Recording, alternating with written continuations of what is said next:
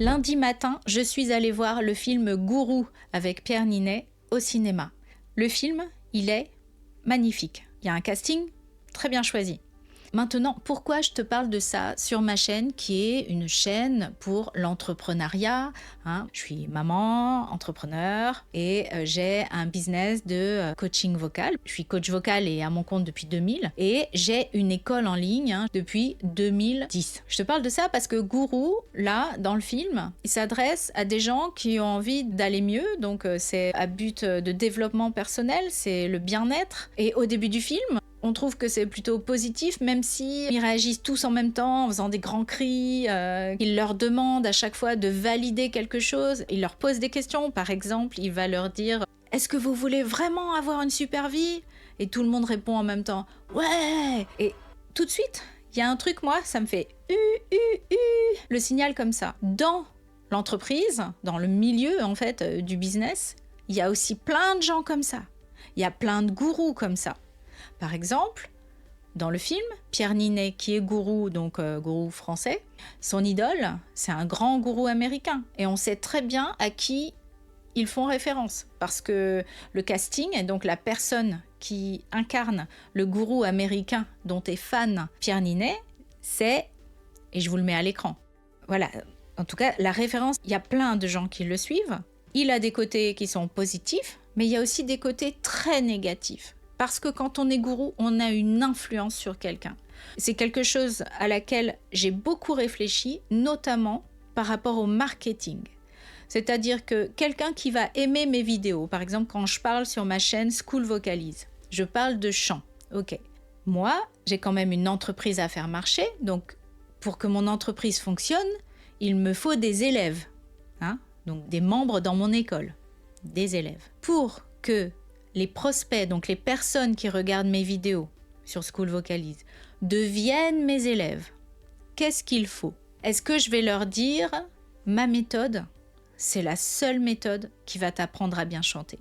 Là, pour moi, j'ai dépassé la limite.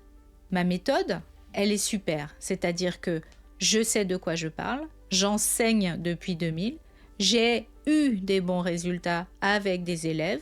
Il y en a d'autres qui n'ont pas eu des super résultats parce que quand on fait de la formation, tout le monde n'a pas les mêmes résultats. Même moi, quand je me suis inscrite au cours de chimie ou au cours d'italien, on n'avait pas tous les mêmes résultats dans la classe. Ça a toujours été comme ça et ça sera toujours comme ça. Il y en a qui ont des super résultats, mais l'enseignement, il est là pour aider et pour donner un bagage et des ressources pour que tous ceux qui ont envie d'apprendre puissent le faire et grandir, hein. Si je leur dis « ma méthode, mon école, c'est la seule qui va pouvoir t'apprendre », c'est un mensonge. Et moi, là, je ne peux pas dire ça. Les personnes qui me suivent sur les réseaux, qui me suivent sur la chaîne YouTube, qui lisent mes emails, il y en a qui me connaissent à peine, qui viennent juste de voir quelques contenus et qui se disent « tiens, je vais la suivre parce que j'aime bien ou j'ai envie d'apprendre à chanter ». Et puis il y en a qui me suivent longtemps. Et ça, c'est une vraie confiance. Donc, mentir en disant que ce que je fais, il n'y a que ça qui peut les aider à bien chanter, c'est un mensonge. Ça, c'est un premier truc. Moi, je veux bien qu'ils s'inscrivent parce qu'ils aiment mon style, parce qu'ils comprennent, parce que ce que je leur dis, ça leur parle, parce qu'ils se sentent à l'aise avec moi. Mais pas parce que je vais leur avoir menti en disant que la seule manière d'apprendre à chanter, c'est avec moi. Parce que c'est faux. Je pense aussi à des dérives. Alors, moi, mon business numéro 1, donc c'est du coaching vocal. Et le business numéro 2, c'est du B2B. Okay, c'est d'aider les autres avec ce que moi j'ai appris, donc vous, si vous regardez peut-être. Mon premier business, donc, c'est du B2C. Il peut y avoir une grosse influence, ok. Il peut aussi y avoir une grosse influence si, par exemple, quelqu'un, un coach, une coach, dit moi je propose une formation de tant de mois, tant de semaines, etc. Si tu fais pas cette formation vraiment genre t'es nul quoi, sous-entendu, hein, parce qu'il y a plein de choses qui sont sous-entendues quand il y a des closers qui font du closing, c'est-à-dire valider la vente, hein, donc avoir vraiment le client. Et donc il y a des gens qui sont formés là-dessus qui, en général, ça se passe au téléphone, qui savent très bien y faire. Ils connaissent tous les profils différents d'acheteurs. Celui qui agit à l'impulsivité, qui est dans l'émotion. Celui qui a vraiment un amour-propre très bas. Et donc là, ils vont le remonter en lui faisant voir que ça va être super, etc. Celui qui réfléchit beaucoup. Donc là, ils vont lui montrer des résultats, des chiffres, des réussites, quoi. Et donc, ok, ça, ok.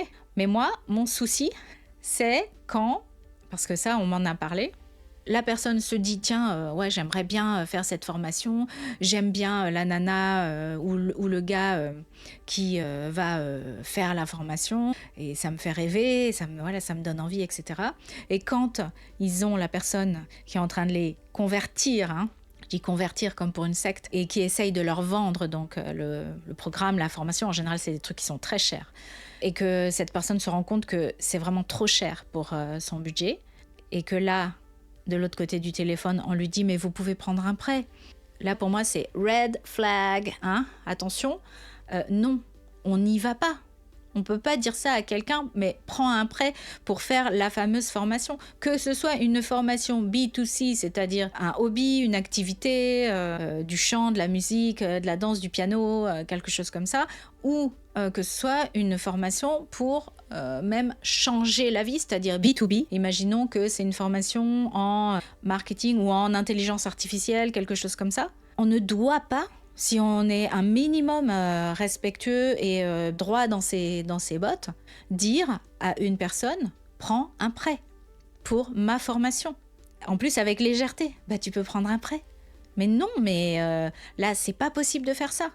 Pour moi, c'est, voilà, red flag. Il y a des choses qu'on est obligé de faire en marketing pour déclencher l'achat, parce que les gens, sinon, ils procrastinent et jamais ils s'inscrivent. Donc, des fois, oui, effectivement, on met des timers, c'est-à-dire on met les trucs qui disent il reste 2 heures, il reste 4 jours, il reste 24 heures, etc. Parce qu'il y a une offre spéciale. Ok, il y a une offre spéciale. Bon, c'est comme quand on va au Monop, tout à coup, il y a les jours Monop. Et ben, c'est pendant les jours Monop qu'il y a les points rouge, vert, orange. Et c'est pas à un autre moment. Mais c'est pareil quand vous vendez vos formations ou quand vous vendez vos programmes, vos cours, vos coachings. Ça, ok. Et quand la date, elle est finie et que le moment, il est fini, c'est vraiment fini. Ça, c'est une vraie stratégie. Mais demander à quelqu'un de prendre un prêt, pour moi, c'est too much, c'est trop. Dites-moi ce que vous en pensez dans les commentaires. Il y en a peut-être parmi vous qui vont me dire « Non, moi je vois pas là où est le problème ». Et il y avait une nana qui m'avait dit ça. « Je vois pas là où est le problème, hein, du moment que la personne, elle est adulte, hein, elle prend ses décisions. » Mais oui, mais tu as une emprise dessus. Tu es en train de lui dire qu'elle va rester un loukoum toute sa vie parce qu'elle n'aura pas fait ta formation. C'est pas possible de faire ça. Voilà, ça c'était mon petit mot aujourd'hui. Et je vous conseille d'aller voir le film Gourou. Vous aurez peut-être un autre regard sur les personnes qui sont des coachs, des méga coachs, qui se disent être des mentors. Attention, entourez-vous des bonnes personnes si jamais vous recherchez et vous êtes déjà allé dans ces événements. Combien d'argent vous dépensez là-dedans? Il faut toujours rester lucide. Hein? Ça peut faire du bien. Et il y a des coachs qui sont super, attention. Hein? Mais voilà, il y a des limites. Et vous, si jamais vous êtes coach ou vous êtes prof ou que vous êtes créateur de contenu et que vous voulez vendre vos formations, etc., posez-vous la question, elle est où ma limite? Évidemment, vous n'allez pas ne jamais parler de vos offres. Ça, c'est complètement autre chose. D'ailleurs, peut-être que je vous en parlerai à la prochaine vidéo. On va parler de comment parler de nos offres et en le faisant en étant tranquille, sans rougir, quoi.